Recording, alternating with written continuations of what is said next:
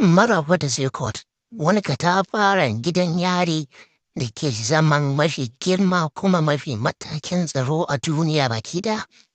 Wannan babban tsari an gina shi ne a shekarar 2022 a tsakiyar ƙasar El Salvador, wata ƙasa da ta shahara da fama da rikice-rikicen ƙungiyoyin laifi na tsawon shekaru aru-aru. Zirkot, wanda ke nufin cibiyar tsare masu tayar da hankali idan yarin ya zama makami na musamman a hannun gwamnati domin dakile ayyukan kungiyoyin laifi kamar su MS-13 da Barrio 18 waɗanda suka addabi jama'ar ƙasar da kisa, fashi da cin zarafi har ma da mamaye al'umma da tsoratarwa.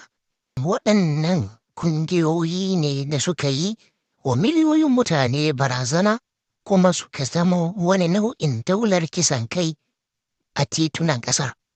Zirkot na da girma wanda ya wuce tunanin jama'a, yana mamaye fili sama da hekta 410 wanda ya kai girman garuruwan ƙauyuka gaba ɗaya.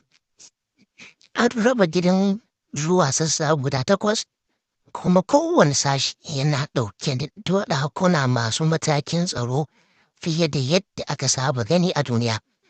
Bangon gidan yana da tsayi mita 9, wannan tsayi yana hana fursunoni ko wani mutum daga waje ya samun damar ketarawa.